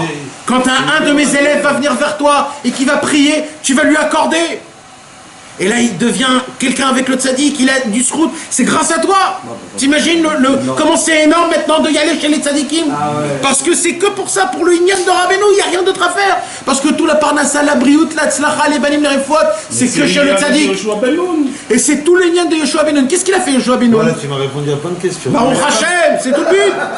C'est tout le but. Non, mais il y a les tzadikim, mais le tzadik, c'est toujours une chose qui va regarder. Ça parle d'histoire, Attends, c'est quoi la question que tu vas répondre? Alors maintenant l'histoire pour te répondre à qu'est-ce qu'on fait des autres. Moi je connais quelqu'un, c'est-à-dire on a connu quelqu'un, d'accord? C'était un élève de Rabbi Israël. Maintenant un élève très très proche de Rabbi Israël. Et c'est qui beaucoup qui parle comme ça? C'est Rabbi Israël, c'est-à-dire de toujours être attaché au tzaddik, de ne pas bouger. C'est mamash le inyan d'être... Et apparemment cet élève, que lui aussi il parlait les mêmes choses, qu'il ne faut pas regarder les autres, etc., etc. Quand tu rentrais chez lui à la maison, tu ne voyais pas les murs. Les photos de tzaddik. Non, tellement que c'était rempli de livres partout. Alors je me disais, attends, je comprends pas. Lui, pourquoi il ouvre tous ses livres? Il n'y a que Rabbeinu, ça veut dire, lui, c'est un élève de Rabbi Israël encore. Et des Chaverim, c'est Merimini. Et des Chaverim, ils sont allés, ils lui ont demandé. Pourquoi t'as tout ça? C'est quoi tous ces livres-là? On ne connaît pas, etc. Et tu sais ce qu'il a répondu? Il a dit comme ça. Il a dit, quand j'étais jeune, j'ai ouvert le Likutei Moharan. J'ai commencé à lire. Il a dit, j'ai rien compris. Mais si je comprends rien, c'est qu'il y a des secrets énormes. Et moi, je ne vais pas passer à côté d'aucun secret. Alors il a dit, qu'est-ce que je vais faire? Je vais acheter plein de livres. Comme ça, chaque chose que j'étudie dans le Likutei Moharan et que je vois le concept, je vais essayer de le retrouver dans un autre livre pour que lui me donne de la richesse chez Rabbeinu. Et comme ça, je vais lui donner du srout à lui. Donc il se sert des livres pour donner du srout à ce tzaddik-là qu'il n'a jamais connu Rabbeinu. Et il lui donne du srout que grâce à lui, il a compris une Torah de Rabbeinu. Et en haut, Rabbeinu, il dit au tzaddik, Yeshar Koach, Chazak Ubaou. Maman, c'est comme ça, mon frère. C'est comme ça. Quand tu prends le Ramchal, et tu commences à lire des choses, et d'un coup, tu vois que dans l'Likutei Moharan, Rabbeinu a dit tout le livre du Ramchal en 3 lettres. Et toi, tu te dis, si j'aurais pas pu comprendre, si j'aurais pas lu ce livre, Rabbeinu lui dit... Mais c'est que Rabbeinu aussi, il a lu ce livre. Quoi? Sur Ramchal, de plein de Rabbeinu, il a tout lu. Il a tout lu. Il a tout lu, mais Rabbeinu, la Torah qu'il a atteint, c'est pas de sa chorma. C'est de son cœur. C'est pas quelque chose qu'il a étudié, c'est pas quelque chose qu'il a lu, c'est quelque chose qu'il a aperçu de Dieu direct. Et ça, c'est écrit nulle part. Et ça, c'est comme un concentré. Il l'a aperçu parce qu'il a travaillé. Et il nous l'a donné. Et il nous l'a donné. C'est ça tout son inyan à lui, c'est de nous donner ça. Il a raison, Ça y est encore. c'est un don que... Mais venez, on revient. Maintenant, venez, on revient sur le inyan. Donc maintenant, tous les livres, on a besoin. Moi, j'aimerais qu'on... Non, mais t'as compris que maintenant, on a besoin de tous les livres. Le rabbi, il a fait un travail sur Moi, on fait plein de cours et tout ça, et j'aimerais qu'on voit c'est quoi la notion. Même sa place, il a Tzadik de l'âme. Tzadik. Tzadik. C'est trop Mais David, pour ça, c'est pas un cours. Ça, c'est pas un cours. Ça, c'est un vrai limoud, ça. La notion du tzaddik. Mais juste, viens, on comprend déjà la notion de l'élève du tzaddik. Parce que l'on parle du Yoshua. C'est qui Yoshua? C'est nous. C'est nous, les balais de Tchouva. C'est nous, les élèves, mes amis. La raison pour laquelle la manne est... Alors maintenant, attendez, on n'a pas encore répondu aux réponses. Donc de là, il vient et dit... Pourquoi? Ça veut dire... La Gemara, elle dit comme ça. Écoutez la Gemara.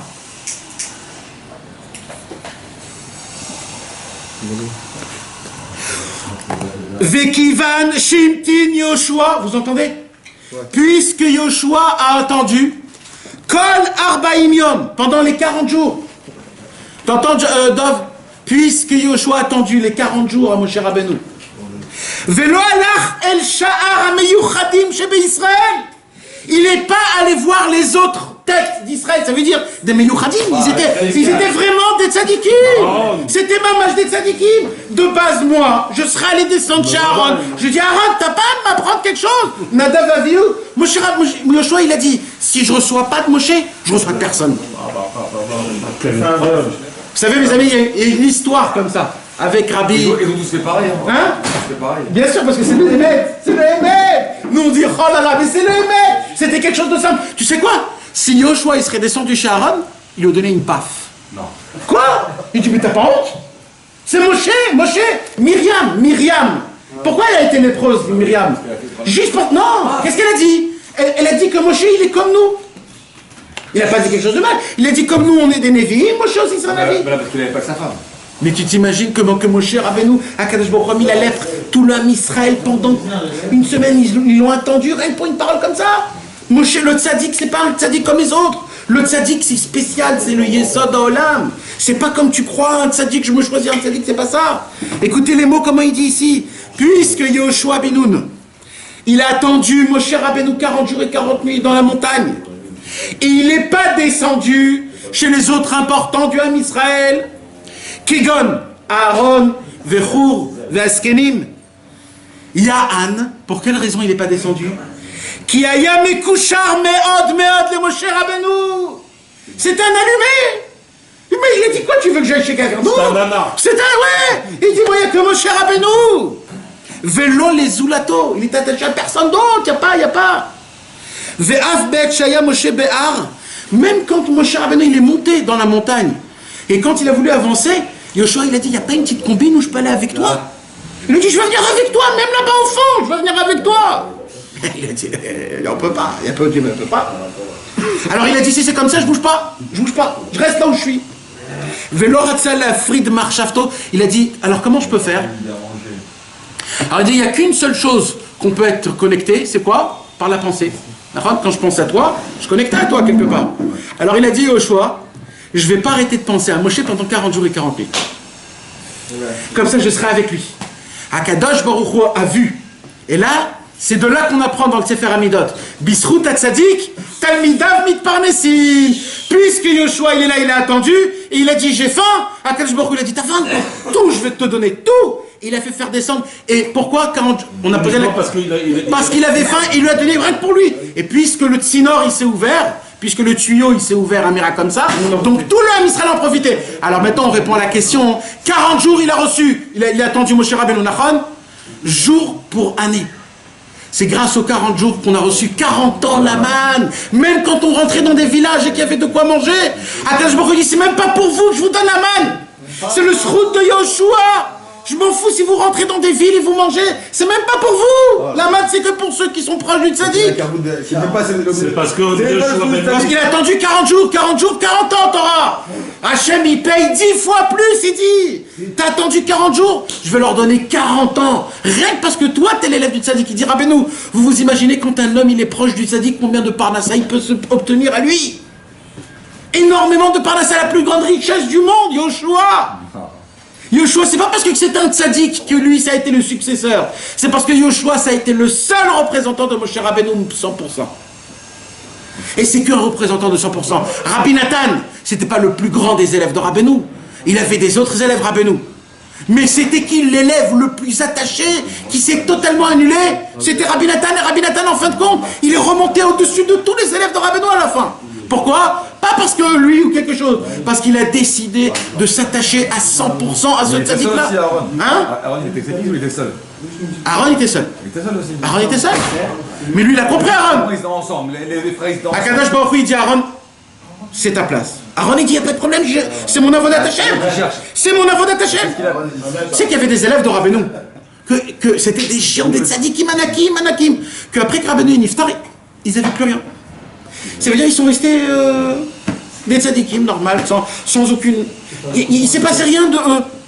Il n'y a que Rabbi Nathan qui a remonté les jeunes et qui a commencé à faire des sorties à l'Ikbodedou, Chatzot, Avodat Hashem, diffusé. C'est Rabbi Nathan qui a remis Mais, et les autres qui étaient des gens, etc., etc. Chacun était dans son coin, il était au Vedachem. Rabbi Aaron, le Rav de Breslev, il avait son yen à lui, il avait ses élèves, il avait ses trucs, etc. Et maintenant, c'est pas comme ça que ça fonctionne, tu comprends? Yoshua, il a compris que la seule place d'un Baal Tshuva, la seule place d'un homme qui va être proche du tzaddik, c'est quoi? C'est que quand on est proche du tzaddik, sans prendre des autres, ça veut dire Qu'est-ce qu'il a compris, Yoshua? C'est pourquoi il a ça? Parce qu'il a compris qu'un homme comme moi, Yoshua, un homme comme nous, les Baal Tshuva, il y a véritablement, il n'y a qu'une seule personne qui peut nous comprendre. Ben, mettre la mytho, personne ne peut te comprendre. Que le tzaddik Amiti, Rabbi Nachman de Breslev. Il y a lui seul, il connaît nos fantasmes, nos pensées les plus dedans qu'on a dans notre cerveau.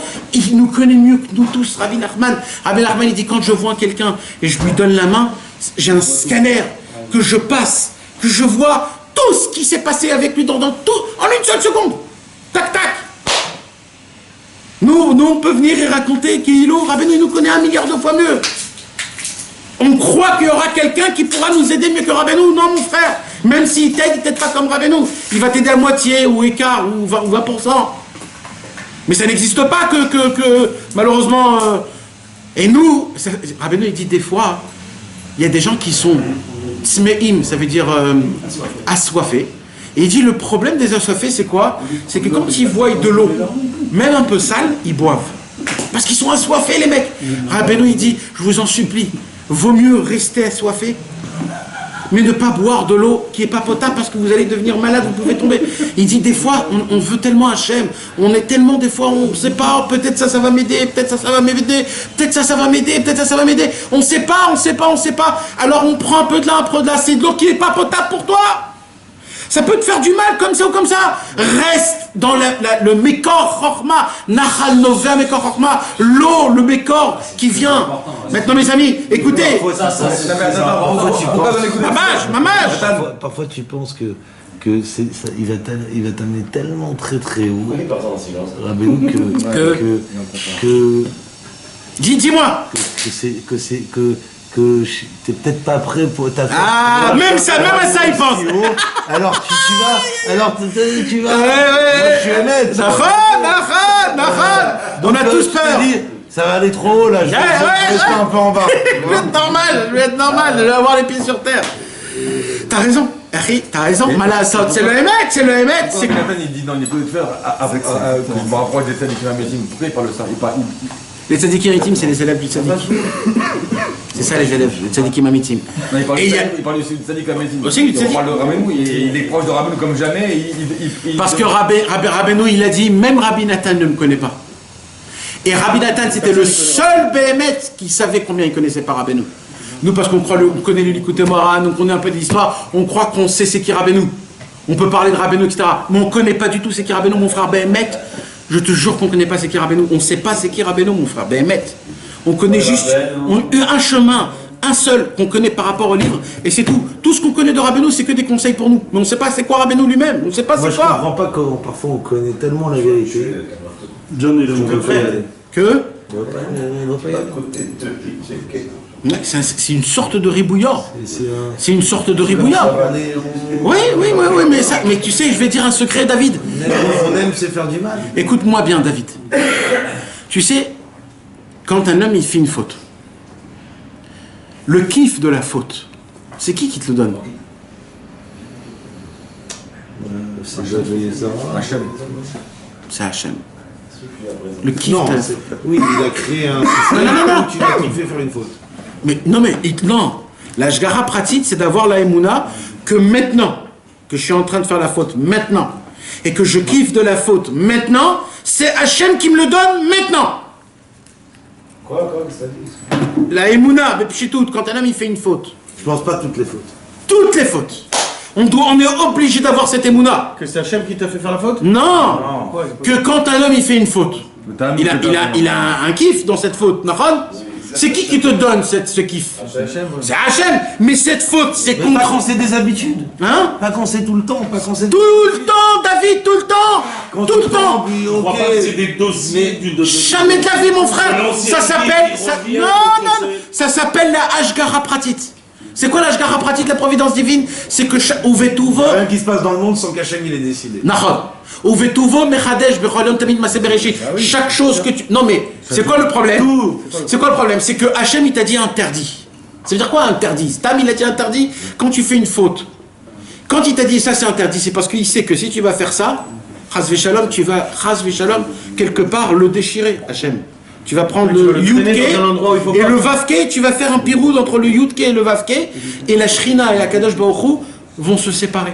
La shrina elle va voir du sang, la kadosh baruch Hu il va dire tu es nida, je peux plus être avec toi. Et c'est ça chaque faute.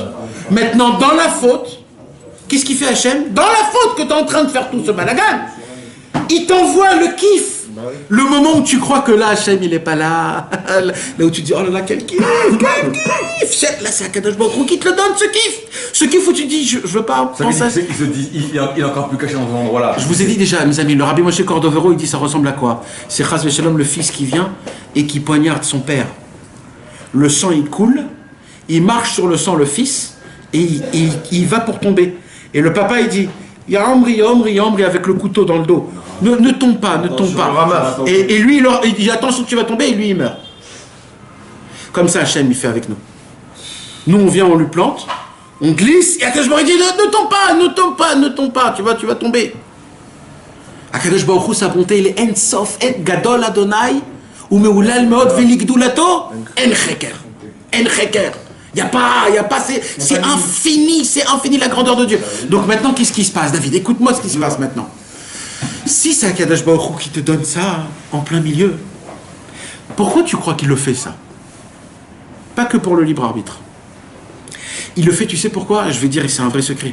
Parce qu'il sait au fond de toi que tu n'es pas encore vraiment prêt de sortir de ça. Oui. Alors il dit, je lui donne. Mais je vais lui donner du remords.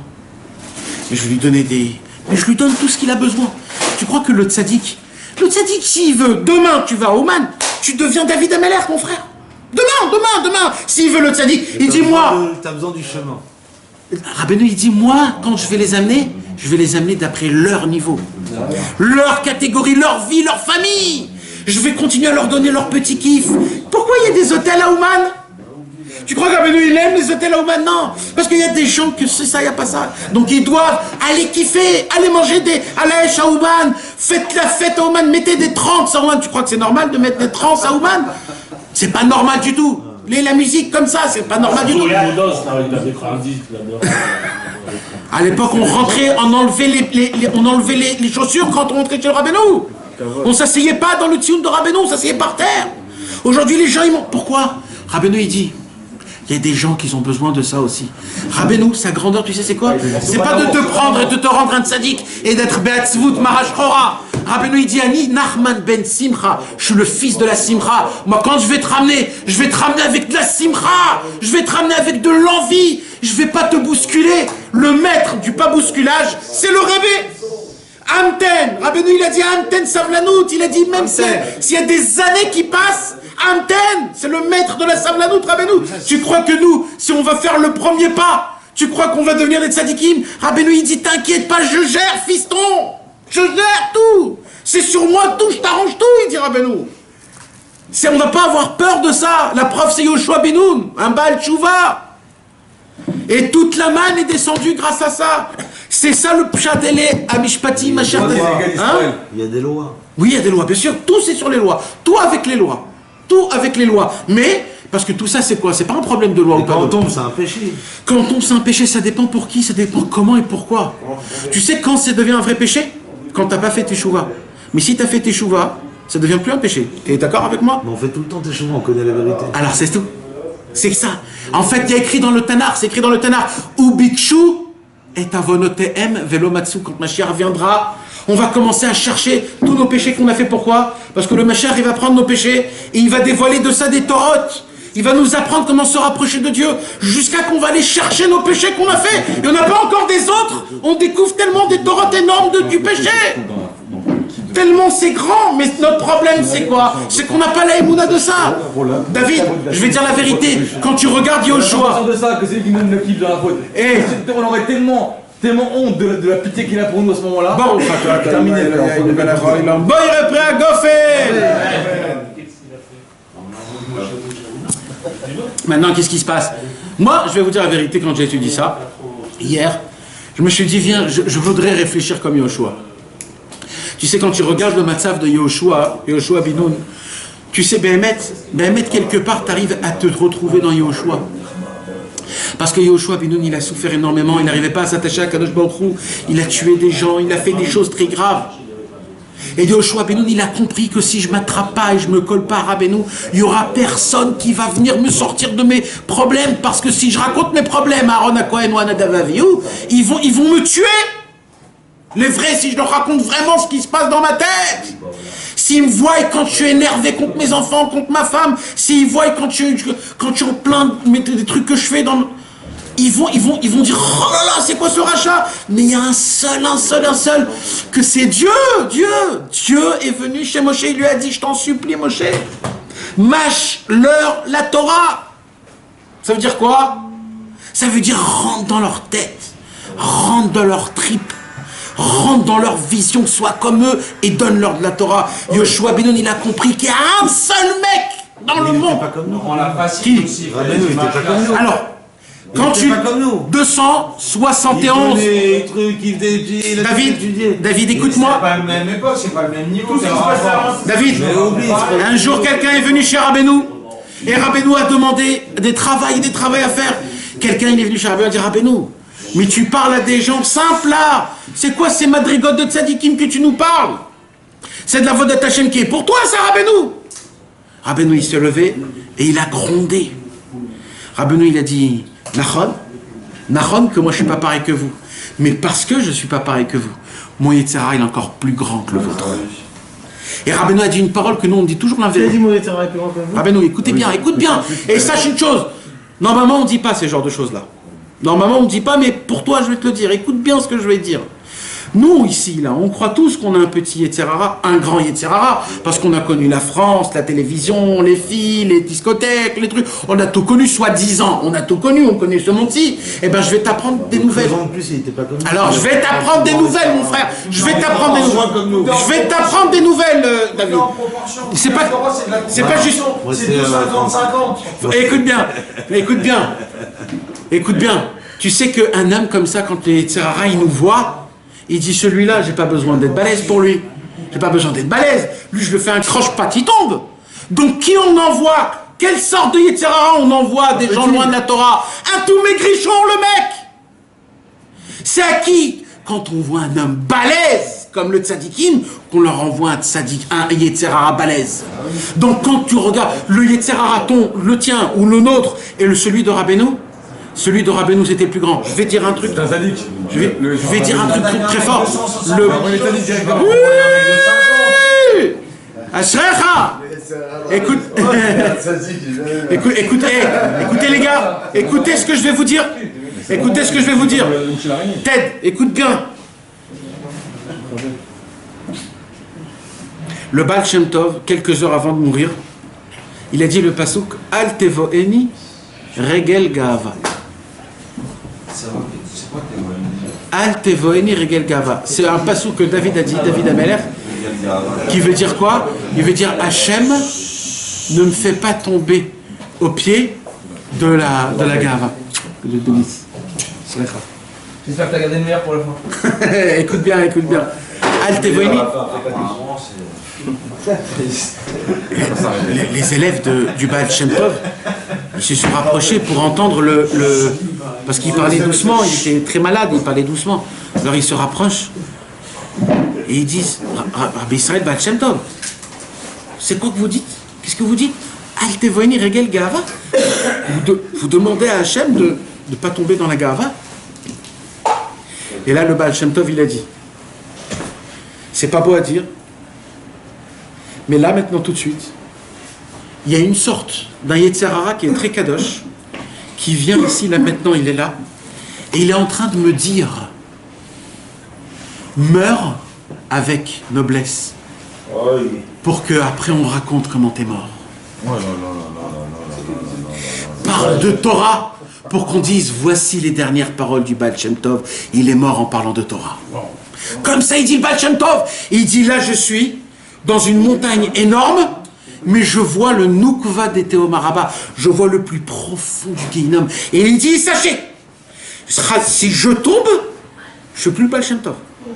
Je ne suis plus le Baal Shem Tov. Mais c'est pas parce que les gens ils disent ça sur lui que lui il a eu la gave en faisant ça. Non, c'est lui qui l'a dit ça. C'est lui qui l'a dit. Mes élèves, écoutez bien ce qui va se passer. Il dit tant qu'on n'est pas mort, plus on grandit, plus le Yetzer Hara, il est encore plus grand. Nous, on ne comprend pas ça. Comment? Tu lis plein d'histoires du Noam Elimelech. Que le Noam Elimelech, quand il est mort, après 120 ans, les anges, ils l'ont pris, ils l'ont dit Baruch Haba, Noam Elimelech, Baruch Haba. Et le Noam Elimelech, il était comme ça, il a frappé sur la table, il a dit quoi? Même ici, c'est un monde de mensonges. Mais quoi, vous me prenez pour un tzaddik? Je suis un rachat, c'est quoi ce terminal là? Comment c'est possible qu'il se voyait comme ça, le Noam Elimelech? Comment? Tu pries 10 heures par jour, tu fais des miracles. Comment tu te vois, rachat? Tu sais comment il se voit, rachat? Parce que son Yetzer Hara, il est balèze comme lui, mais dans l'impureté. Donc ce qui lui arrive dans sa tête, dans l'impureté, le Yetzer Hara, il doit être, on doit emmener un Yetzer Hara qui vaut à la Gdusha. Donc le Yetzer Hara, il est énorme. Donc lui, dans sa tête, il se passe des choses que nous, jamais on aurait des choses pareilles. Dans la Touba, Chas v'Shalom. Et eux, leur travail, c'est de combattre. Exactement. Et nous, on croit qu'on a un Yetzer Hara qui est grand. Rabbeinu, il a dit. Nous, on croit plus, on est petit, on a Ah, mais c'est notre Yetzer Hara, il dit Rabbeinu. C'est ce qu'a dit Rabbeinu. Il a dit, vous avez même pas de Yetzer Hara. Il dit, votre Yetzer Hara, c'est votre corps. C'est même pas Yetzer Hara, c'est votre corps. Vous voulez bouffer, vous voulez de l'argent. C'est Bichlal, votre corps, c'est même pas Yetzer Hara. Il dit, si moi, je vous montre mon Yetzer Hara, le monde il brûle. Si je vous le fais montrer, le Yetzer Hara, le monde il brûle. Et là on croit qu'on a un Yetzer Hara. Ton Yetzer Hara, c'est que tu veux dormir 10 minutes encore plus. Tu veux gonfrer. C'est pas un Yetzer Hara ça. Mais nous on parle comme si on a quelque chose, on n'a rien. Tu sais qui est-ce qui a connu? Tu sais mon frère, je vais dire, c'est délicat de dire des paroles pareilles, mais c'est le Emet Lamito. Rabbeinu il a dit je vais vous faire sortir du plus profond du Guéhinnom. Comment il peut parler des paroles comme ça? Qu'un mec qui habite des plus profonds des Guéhinnom, il connaît toutes les portes, comment en sortir. Rabbeinu, il n'est pas dans le Gan Eden, mon frère. Il est dans le Guéhinnom, mais c'est pas pour rien. Parce que dans le ciel, tout est avec justice. Pourquoi tout est avec justice? Parce que Rabbeinu, il a choisi, moi, ma place. C'est dans le Guéhinnom, je sauve le Ham Israël. Parce que moi, je connais le Yetzer Hara, je connais le monde, je connais les problèmes. Mais la grandeur de Rabbeinu, c'est quoi? C'est que lui... Hein? Rabbeinu, c'est plus qu'un Chazar Bitchouva, Nachon, Rabbeinu, il a dit. C'est un Chazar Bitchouva dans son Yetzer Hara. Exactement, dans son truc à lui. Attends, on dit que tout Israël a part au monde futur. Donc ça veut dire quoi, part au monde futur? Ça veut dire le Guéhinnom ou ça veut dire le... Non, on a tous, à la fin de compte, une part énorme dans le Guéhinnom. Mais avant ça, faut passer... Dans le Guéhinnom ou dans le monde futur? Dans le monde futur. Ah. Mais pour arriver au monde futur, il faut passer des petits passages un petit peu délicats, comme le Guéhinnom. Mais c'est juste momentanément. Mais après, c'est fini, après. Alors comment on fait pour mourir en Kiddush Hashem? Déjà, vis des Kiddush Hashem. Eh, Mika, d'abord vis par Kiddush Hashem. C'est très facile de mourir en Kiddush Hashem. Vis d'abord en Kiddush Hashem, déjà. Quand tu vivras en Kiddush Hashem. C'est prêt Hashem déjà. Il est venu m'appoluer. Non, mais en plus, il vient d'arriver, il a posé 4 questions. Et le Hémet, mes amis, c'est quoi? C'est que tu as besoin que quelqu'un te connaisse. Tu sais que dans le ciel, on aura besoin d'un porte-parole. On aura besoin... Pourquoi le tzaddik? C'est quoi un tzaddik qui a écrit comme ça? Matzdike arabim kakoravim. C'est quoi des vrais tzaddikim, David? Des vrais tzaddikim, c'est quoi? Digne de ce mot tzaddik. Tzaddik, il dit Rabbi Nathan, il pose la question. C'est quoi le mot tzaddik? Comment on peut décréter quelqu'un digne de ce mot? Il dit Rabbi Nathan, dans le mot tzaddik, il y a le mot tzodek. Celui qui a raison. Ça veut dire quoi, celui qui a raison? Donner raison. Le travail du tzaddik, c'est quoi? C'est de juger du bon côté même les plus grands réchaïm. C'est que ça son travail. C'est que le tzaddik, il est dans le Guéhinnom, il descend une âme très belle. Il dit à Hachem Yitbarach, qu'est-ce qu'elle fait celle-là? Elle est trop belle cette âme. Elle est trop belle, elle n'a pas de place ici. Et il commence à dévoiler comment elle est belle cette âme. Et cette âme, elle remonte en haut. Et on lui dit, oh regarde comment je suis belle. C'est que ça, Rabbeinu. Moshe Rabbeinu, ça a été le seul qui a montré à Yehoshua, t'es un Yehudi kacher. S'il allait chez les autres, il lui disait, oh, va chez les autres, va là-bas, va jeûner, va faire ça. Il y avait un seul qui le recevait comme il faut. C'était Moshe, la preuve, c'est que Yehoshua, il a dit. Vous savez qu'est-ce qu'il était, Yehoshua Ben Nun? Bien sûr. Ouais, on l'a déjà vu ça. Ah, ok. On l'a déjà fait. Et c'est ça la vraie raison pourquoi il est resté à côté de Moshe. Quand t'es en galère, tu restes avec qui? avec celui que tu as confiance. Tu veux pas bouger de ce mec. Tu lui dis, celui-là, je reste toute ma vie avec lui. Il s'est dit, ça se peut que je vais être bien avec les autres, mais moi je vais être avec mon cher Rabbeinu. Et c'est le seul qui m'a donné de l'importance, qui m'a fait faire découvrir qui je suis vraiment. Qu'est-ce que je vaux vraiment? Un mec comme ça, je vais le laisser. C'est le seul qui me comprend. Si je lui dis, j'ai vu une femme, je l'ai matée, j'ai posé à elle dedans, il va me dire, je sais mon baba, je sais, c'est comme ça, ça fait rien. Non, ça fait rien. Tu vas dire ça à quelqu'un d'autre, il va dire, il va crier. Alors, moi je peux pas crier. Il était un peu comme nous, il voulait pas faire directement le pas, il voulait pas s'engager directement. Il avait juste besoin d'un câlin, d'amour, d'intention. Que le tzaddik, il voulait entendre Yoshua ben Nun. Comment vous me voyez, Moshe, comment? C'est énorme. Quand le Mashiach va venir, il va commencer à regarder chacun et il va dire le Mashiach comment il te voit. Rien qu'on va entendre ça, on va fondre et c'est fini, je suis son élève. Ce sera que les Chachamim qui ont des chormot qui vont dire ouais, bon, d'accord, bon, vas-y, allez, laisse tomber. Les gens pchoudim vont dire quoi? Ben, mec, tu me vois comme ça? Tu me vois un juif lumineux avec du feu, il lui a fait 15 000 fois. Ou matzdiké arabim kakoravim. Le travail des tzadikim, c'est de rendre tzadik les rabim. Ou matzdiké arabim kakoravim. Comme des étoiles. Comme des étoiles. Le ciel, il est noir, et le tzadik, il trouve une ekudatova, il crée une étoile. Une étoile, c'est une lumière dans le noir. C'est Azamra, de créer un point positif dans un monde négatif. Et le tzaddik, qu'est-ce qu'il fait son travail? Tikkun Chatzot, bien sûr, c'est le sod du Tikkun Chatzot, c'est quoi? Dans le Likuta Halachot, il y a des gens de pshat, de Tikkun Chatzot, c'est d'aller dormir la nuit, de se réveiller la nuit, s'asseoir par terre, et de faire Chatzot. Rabbi Nathan, il dit ok. Et un homme, amen, il n'a pas pu faire ça une fois, deux fois. Comment alors quoi? Alors, Rabbi Nathan, il dit, ne vous inquiétez pas mes frères juifs. Il y a une possibilité de faire Chatzot même à 2h de l'après-midi. Même à 8h du soir. Même le matin. Chatzot, c'est vrai qu'il y a un temps, il y a un endroit, etc. Mais c'est pas parce qu'on le rate qu'on peut, Chas v'Shalom, tout rater.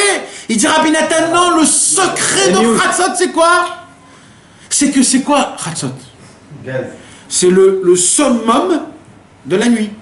Quand le soleil, il est totalement en bas du globe. Ça veut dire Rocher Gamo. D'accord. Et Chatzot, c'est quoi Chatzot? C'est le moment où le soleil va commencer à faire son premier parcours pour nous éclaircir. Donc ça veut dire que l'obscurité commence tout petit peu à se diminuer pour arriver vers le matin. Donc juste avant Chatzot, c'est le summum de l'obscurité. Il dit, Rabbeinu, c'est le travail, c'est quoi? C'est de se réveiller à Chatzot. Il dit, Rabbeinu, ça veut dire quoi? Quand un homme, il est dans une situation spirituelle ou alors même matérielle, où il sent que c'est l'obscurité, le summum de l'obscurité. Je suis dans le noir total, il n'y a rien devant moi, rien dans le noir total. Et Rabbeinu, il dit, il faut se réveiller à Chatzot, c'est d'ouvrir les yeux. Et d'un coup, dans le summum de ton obscurité, tu dis, eh ben, Hashem Yitbarach, j'arrête, je commence à essayer de me voir des bons points positifs. Tu ouvres les yeux, tu te réveilles à Chatzot, tu crées le matin à Chatzot. Et dit Rabbeinu, quand tu commences à te regarder des points positifs dans ton obscur, tu amènes la lumière, tu fais Chatzot, Tikkun Chatzot à ce moment-là. Maintenant tu fais Tikkun Chatzot, même s'il est 1h de l'après-midi.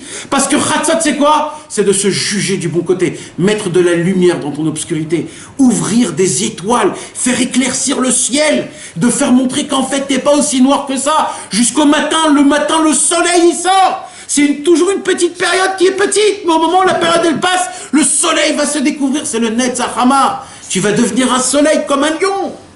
Et Rabbi Nathan, comme ça, il dévoile des choses et des choses. Donc on voit que l'essentiel de tout dans la Avodat Hashem, c'est de se renforcer et de savoir qu'on a sur qui s'appuyer et de jamais laisser ce tzaddik-là. Jamais.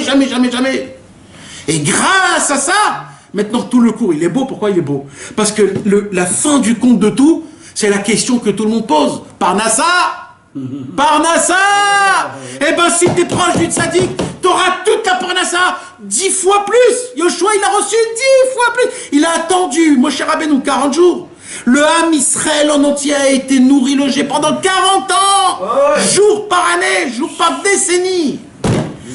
Rien que parce qu'il était proche du tzaddik, il n'a pas voulu. Il a dit, je vais pas aller voir quelqu'un d'autre, je reste au pur, à la perfection. Mais tu sais, nous on est des imbéciles, tu sais pourquoi? Parce que dans le monde réel, on fait ça dans le monde réel.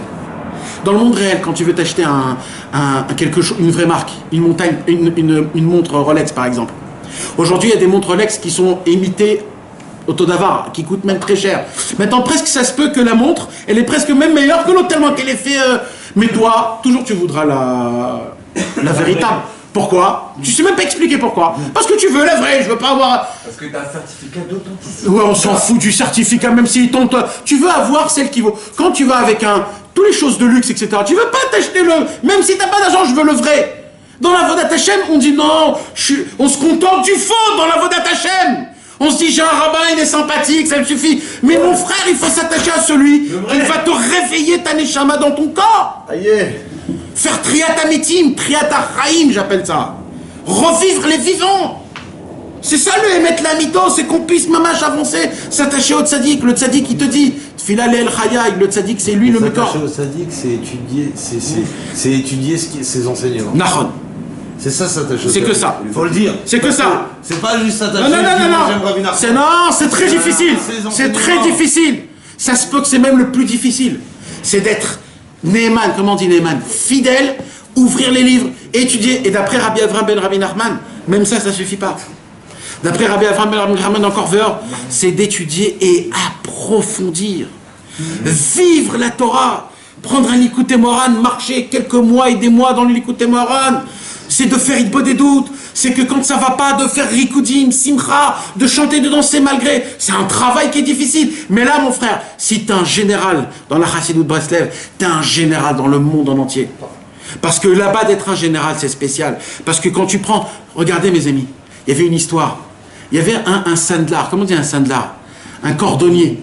Ce cordonnier s'appelait Rabbi Nahum Schuster. Je vais vous envoyer la photo dans le goût de ça. Ce monsieur-là, il était, si tu vois sa photo, on dirait vraiment un cordonnier. Maintenant... Les mains, là? Non, il avait une casquette comme ça. Rabbi Shmuel Tchétchik. Je l'ai vu, Moi aussi. Nous, on l'a reçu à la maison quand il est venu en France. Il est une sœur du Chenon, on l'a reçu à la maison. Mamash. Il est rentré dans la maison. Il a dit... Il y a Shulchan Aruch dans cette maison. Non, dis-leur. Après, d'abord, juste pour terminer. Rabbi Nahum Schuster, c'était un cordonnier. Écoute bien, ça c'est une histoire. C'est pas juste une histoire d'instinct, une histoire. C'est une histoire qui t'apprend. C'est quoi? Rabbi Nahum Schuster, il était comme ça. C'était un cordonnier, donc imagine-toi la personne. Un monsieur cordonnier, mais c'était un chassid Breslev. Donc, pour un cordonnier, on s'en fout. Lui, en tant que chassid Breslev, chatzot, il faut se lever, c'est tout. Chatzot, il faut faire chatzot. Donc, lui, il vient à la synagogue, en Pologne, et chatzot, là, il s'assoit par terre, et il commence à faire le chatzot. Et il commence, et il commence à pleurer, Sham, Yashavnu, Gambachinu. Et qui il passe? Il passe le grand rave de la ville de Sokolov, Rabbi Mordechai Alberstam. Un très géant, un géant. Imagine-toi dans ce monde-ci le Rav Hama, le grand Rav Arashi. D'accord? Imagine-toi la grandeur, l'importance.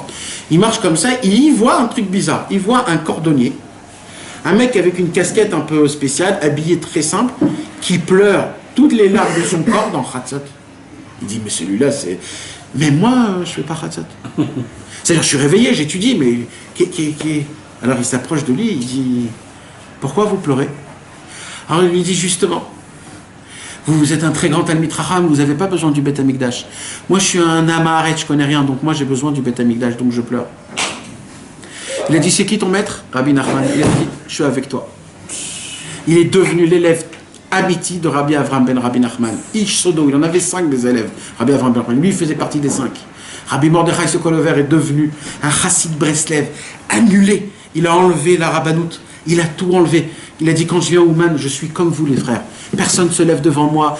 Il était âgé, c'était très important. C'était un posek alara. Il a dit, je suis un élève comme vous tous. Si ce tzaddik-là, il peut créer des larmes à un homme comme ça, moi je veux être ça. J'enlève tout, je veux être ça. C'est mon rave. Rabbi Nachman de Breslev, c'est mon rave. Il a pas dit, je vais réfléchir. Il a dit tout de suite, c'est mon rave. Pourquoi? Parce que la force du tzaddik. Tu sais là, cette histoire.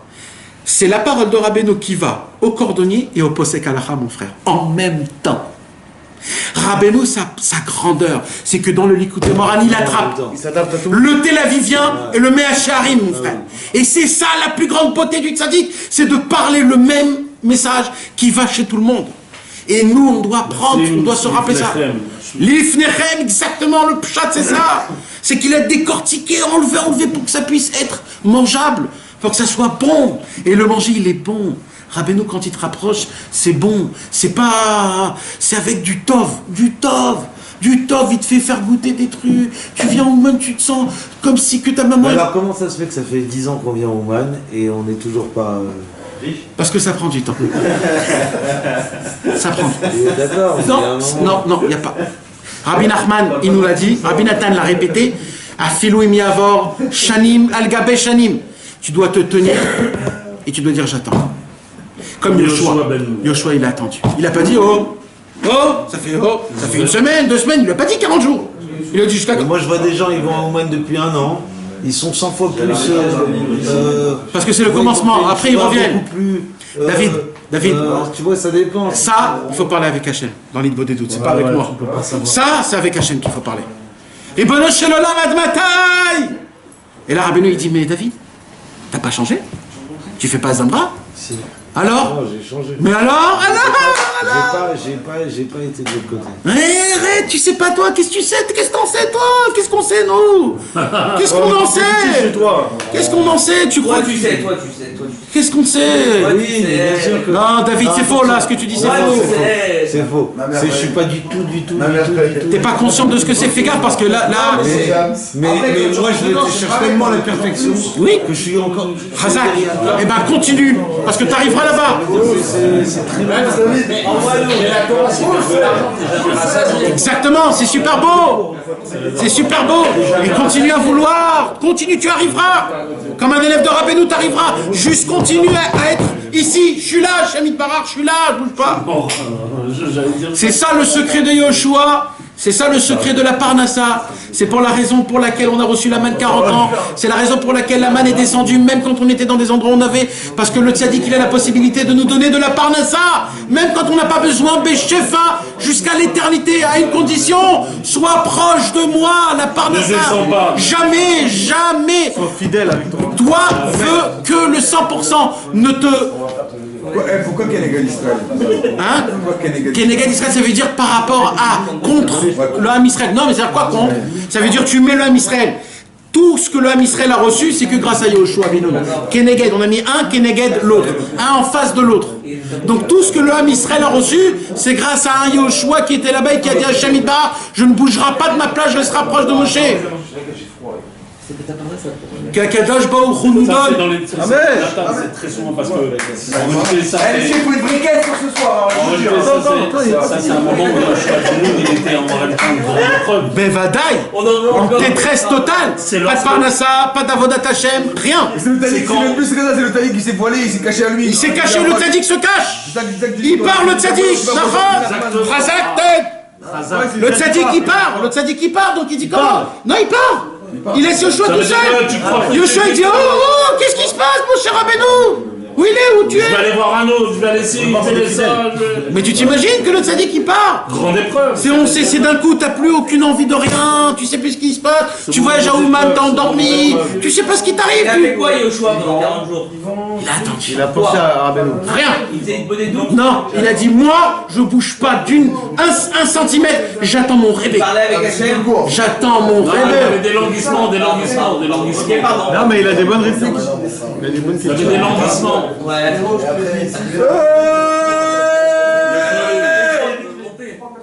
Qu'Akadosh Baruch Hu nous donne la force, le cœur et le cerveau de pouvoir s'annuler totalement. Quand ça dit qu'à émettre Rabbi Nachman de Breslev, qui nous rapproche d'Hachem Idbarach, qui nous apprenne à servir Dieu à la perfection, comme ça n'existe pas. Qu'Akadosh Baruch Hu s'éblouit de nous et qui s'étonne de la vodat Hashem qu'on va lui faire, Bekarov, Bezrat Hashem, et que grâce à ça, on donne à tout le Ham Israël une Shefa Parnassa. Amen.